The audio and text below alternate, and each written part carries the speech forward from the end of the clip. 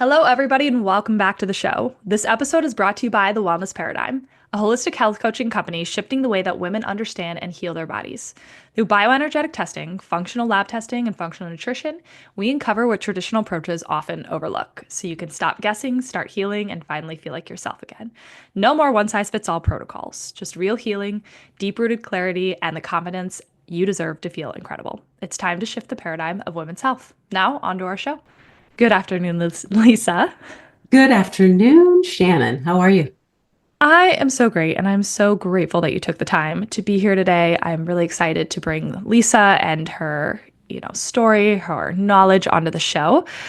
Lisa is an author, storyteller with the National Alliance on Mental Illness, co-host of the Survivors podcast, crisis counselor, and three-time survivor of suicide loss. She's also the founder of the HelpHUB.co, a free mental health platform connecting people with the resources they need most. And she's on a mission to shift the global conversation around suicide by sharing her own journey of grief, healing, and advocacy. Lisa, welcome. Thank you so much. That was a mouthful, but you really nailed it. You made me sound pretty good. There's so much more to Lisa too, and I feel like it's when I do these bios, I'm like, how do you possibly just wrap who people are up in 1-2 sentences? But that's why I'm going to say, Lisa, please introduce yourself a little bit more and how you got into this whole world. Yeah, it's my pleasure. First of all, just thanks for having me. I just appreciate having these kinds of conversations and being in places like this that are safe and supportive and that want to work together to do all the same types of things in the world to make an impact on the world. So as far as who I am, I mean, you got it more or less in a nutshell. But what I can tell you that's a little bit more expansive is that when you talk about suicide, which is really kind of the lane that I'm in the world right now, as a lot of different things, as a mental health advocate, as a crisis counselor with the Trevor Project, as a storyteller, you said, with NAMI, and I also work a lot with Samaritans as one of their facilitators for their Safe Place program, which is a very specific kind of grief and loss group that's specific to survivors of suicide loss. So I do all of these things because I'm a 3-time survivor of suicide loss. And one of those losses was my father. And that loss in particular, I think more than any other loss in my life, was the thing that really shifted things for me. My father passed away when I was 10 years old. He was a healthy guy. He was outgoing, joyful. He was absolutely as much of a family man as anyone you could imagine. And he passed away. The story I was told was that he had had a heart attack, and there was no reason whatsoever for me to question that story. My dad was a healthy guy, but he was also a smoker, a very big smoker, and I knew heart disease ran in the family, so it was not a hard story to accept. 35 years later, I accidentally found out that he had died by suicide. And that really was the catalyst for all the change that I've gone through, that my work has gone through, my life has gone through definitely in the last 10 or 11 years. So I found that out about 10 or 11 years ago and really pretty much shut down in a lot of ways. I was in the parenting space for a long, long time, creating content, writing books for parents, mainly focused on like being perfectly imperfect with your parenting and, stop trying to keep up with the Joneses and that sort of thing. And then when this truth came out, I just shut it all down. I didn't feel like the work I was doing was authentic anymore to what I needed to be doing in the world. And I just really took time. I didn't really have a choice, emotionally, but I took the time that I needed to really just start to reprocess everything and re-grieve everything, because I lost my dad twice now in my life, which is kind of an unusual experience. And it really just put me on the path that I'm on now, which is this mental health advocacy path. And I spend the majority of my time really just trying to illuminate suicide and mental illness in a very, very different light so that people aren't afraid of it. So it's not taboo. So we can change that narrative. We can have those conversations, bring it into the mainstream. And that's what all of my work is focused on. You touched on so much of it. That's why I'm a crisis counselor now. It's why I'm a storyteller. It's why, it's why I founded the HelpHUB, and it's why I'm out here having conversations like this. So that's kind of that's kind of the medium length version of, my background, who I am, and what I'm doing in the world. Love that. We need more people, I feel like, that are advocates for this and creating a lot more space awareness and resources, right? Because there's Yeah, definitely something to be said about that last piece that is lacking, I feel. With, definitely. the Help Hub, tell us a little bit more about this and what kind of gaps it kind of creates in the industry. Sure. So for me, it was really my experience as a Lifeline counselor. So I have been on the Trevor Lifeline. And for those who don't know what the Trevor Project is, it's the largest LGBTQ focused crisis and suicide hotline for at risk LGBTQ youth ages 13 to 24. We take calls from anyone in any demographic, but that is our sweet spot. Mm. So we're providing resources and support and crisis management for anyone within that community.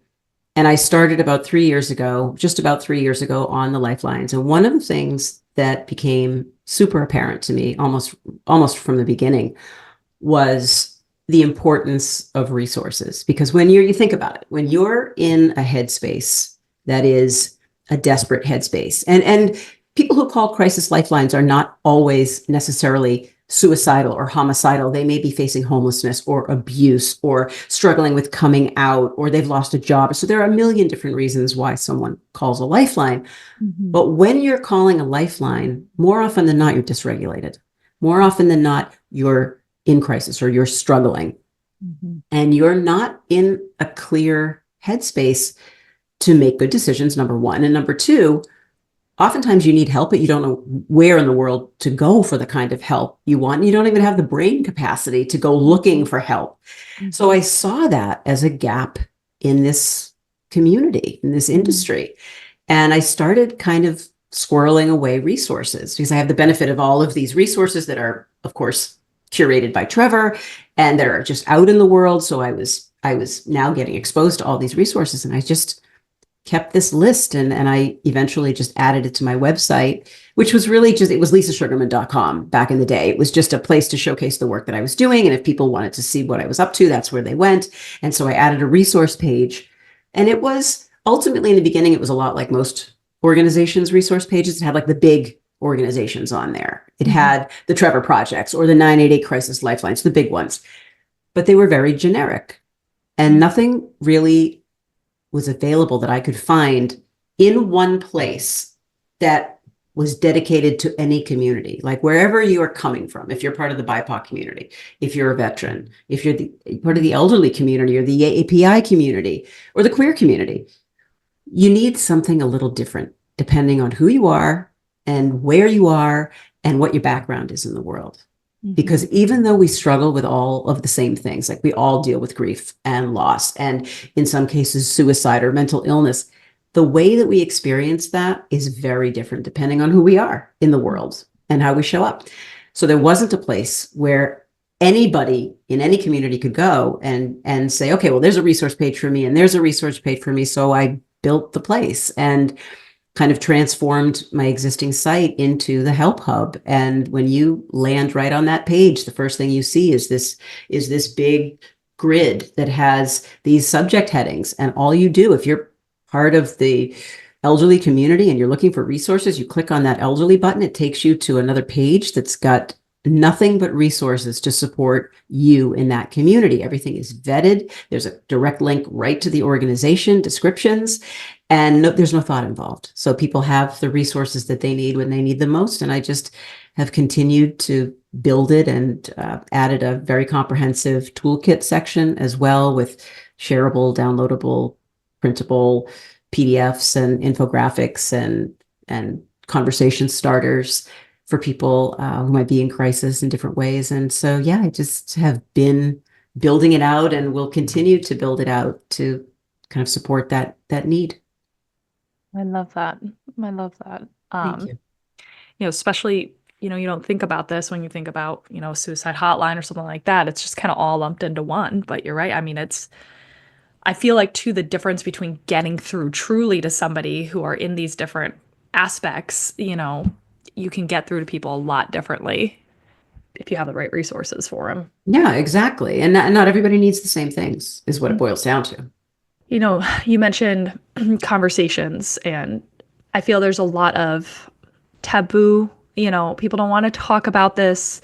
I think this is a two-part question. I don't want it to be too long of a question, but if somebody, one, themselves are feeling disengaged, disconnected, depressed, feeling as if maybe they're having some of these thoughts, what would you say? Obviously, going to the website is going to be a big thing. What would be one or two of the things that you would kind of say to kind of guide them through that kind of those kind of thoughts? I think the first thing, first of all, I appreciate the question because there are a lot of people out there who are in that situation who just don't know where to go or what to do. Yeah. So, what I would say first and foremost, and I think this might be one of the most impactful things somebody in that kind of dysregulated headspace could hear, is that the way you feel now is not always the way that you're going to feel. Yeah. And we tend to forget that because we get into these moments and we're in these thought loops and we are almost always our own worst enemy in most cases. And without the influence of maybe other people, maybe a therapist, maybe a helpline, maybe a support community, we're kind of left in our own heads with these endless thought loops that don't change unless something changes on the outside. So I would say just give yourself a little bit of grace, first of all, and understand that you won't always feel the way that you feel. Number two is, I would say, being vulnerable, allowing yourself to be vulnerable. Maybe you already are that type of personality. Maybe you're not. Either way, being vulnerable is what allows you to let people know that you're not okay. And no one can help you. You can't help yourself if people don't know what's going on. So we have to kind of have a little bit of blind faith and put it out there into the world, whether it means contacting a therapist if you have one, or really having that like heart-to-heart serious conversation with a spouse or a partner or a close trusted friend. And that's where it starts. It starts by saying, like, I'm not okay, and here's why. The third thing I would say is, if you're struggling right here and now, and you really just don't have someone else to turn to, you don't have a community or a support system, you get on the phone, you dial 988, and you reach someone like me, for instance, or like any of us who are on the crisis lifelines, whether it's 988 or whether it's a lifeline like the Trevor Project, and you make that call and start that conversation with somebody who's trained to listen, to hold space, to give you support, to give you guidance, resources, maybe help de-escalate you if you're in a really bad headspace. So those are the three things that I would suggest. That's what I would say to somebody if they came to me with that kind of a conversation.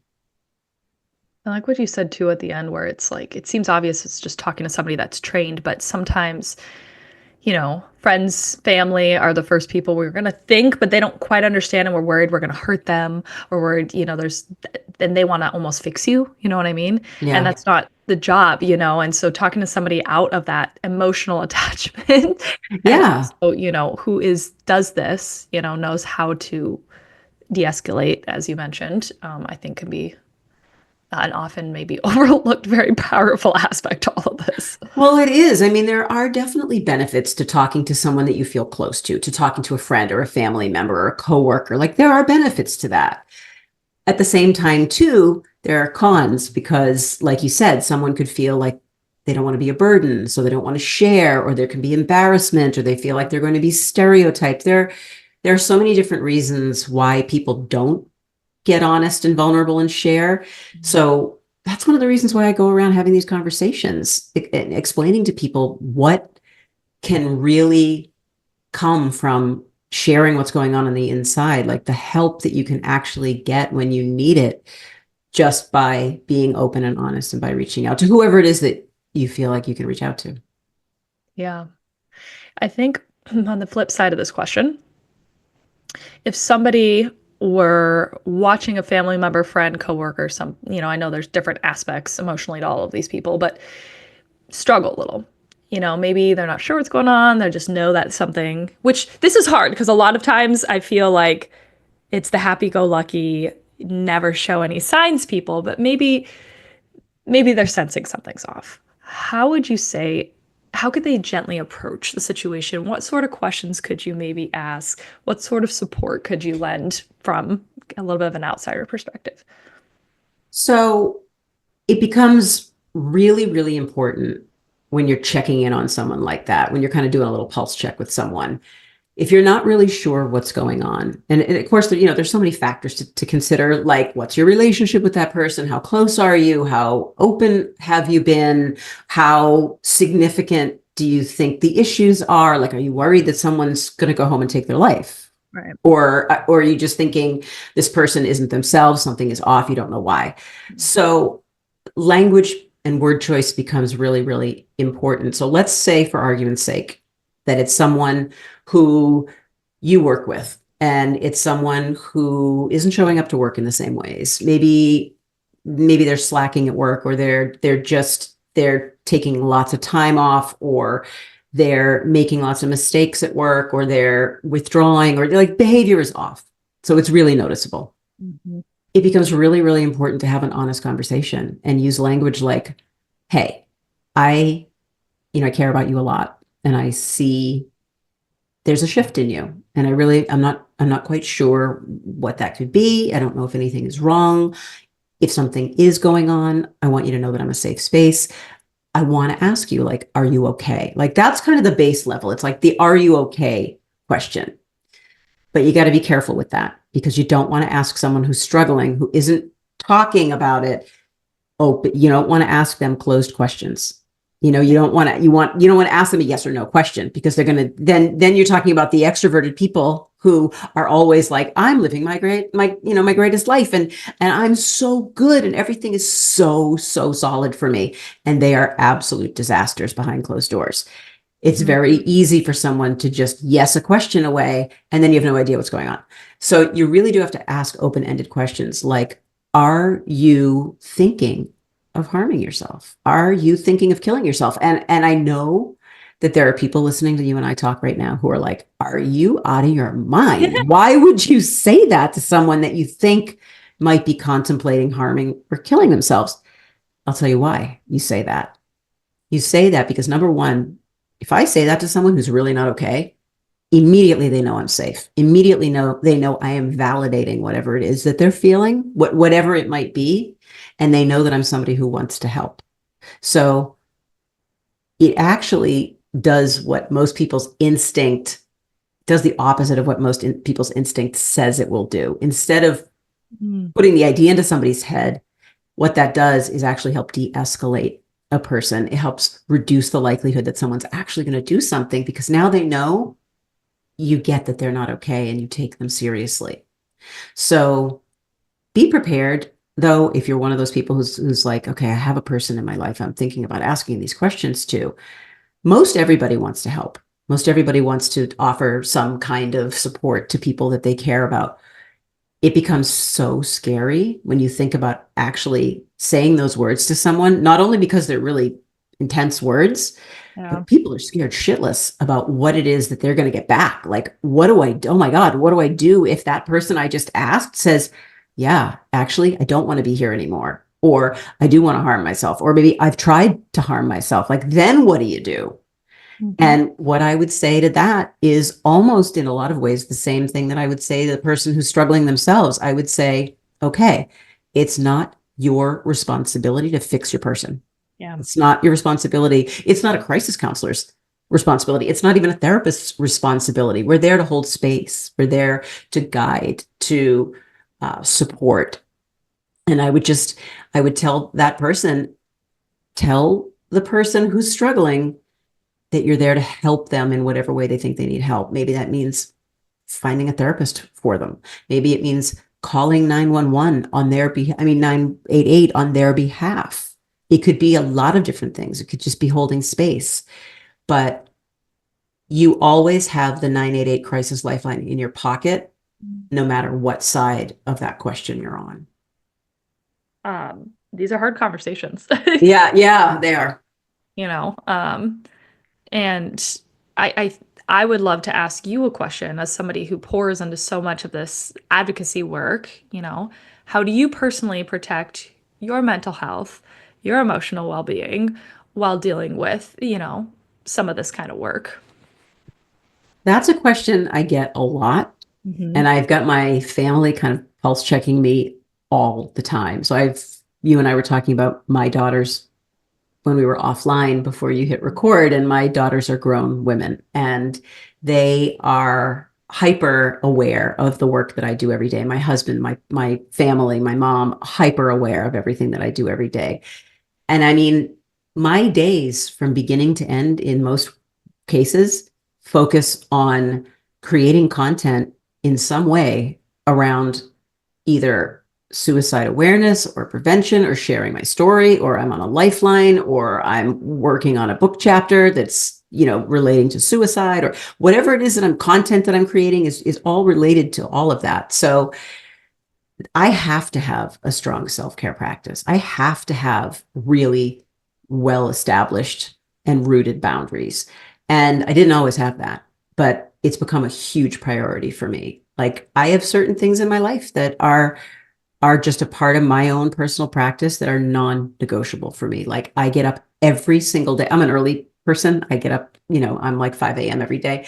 Very first thing that I do is meditate. I set an intention. I ground myself. I connect with what I need for myself every day.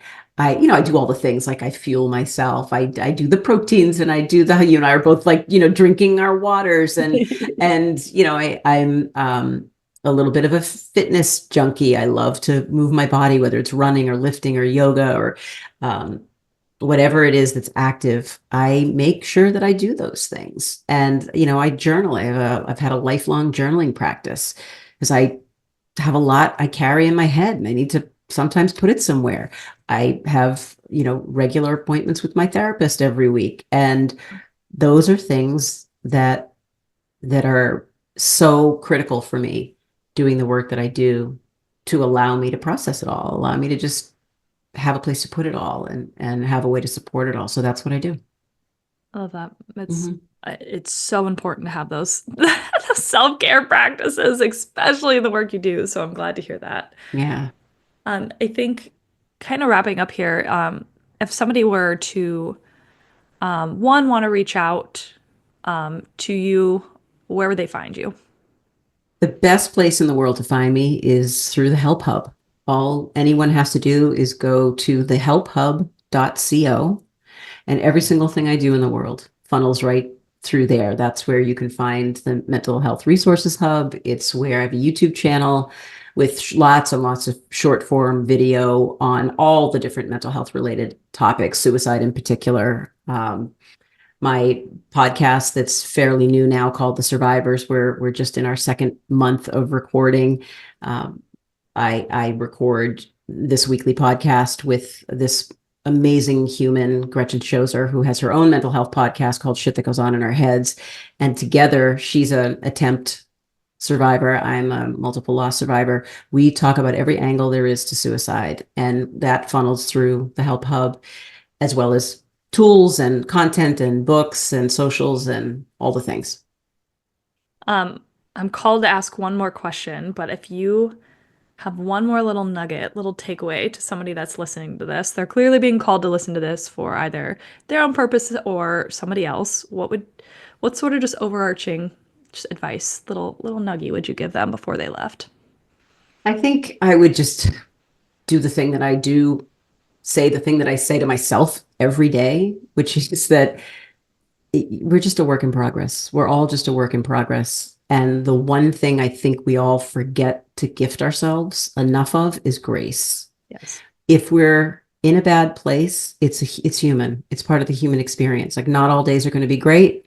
Not all relationships, not all moments in life are going to be great.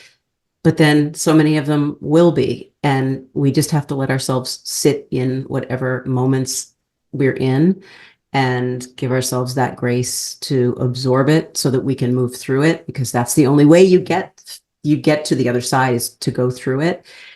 And you're not alone. No one of us is alone out there. Even if you're the person listening who says, well, what do you mean? I don't have a spouse. I don't have a family. I don't really have a lot of friends. Whatever it is that that you have or don't have in your life in terms of support, you've always got resources like 988, the Crisis Lifeline. You've always got the Trevor Project. You've always got organizations out there to support you when you need it most. And it's something that I think is helpful when we kind of stash that in the back of our heads and remember that there is always somebody out there, no matter what. Love that. Well, thank you so much for taking time out of your busy afternoon to chat with us and the podcast and listeners. And I hope that those of you listening, if you found value, of course, share this with somebody that might need to hear it. Would love to hear from you personally. I'm sure Lisa would too. And thank you guys for listening, and we will catch you guys on the next show. Thank you, Lisa. Oh, thanks so much.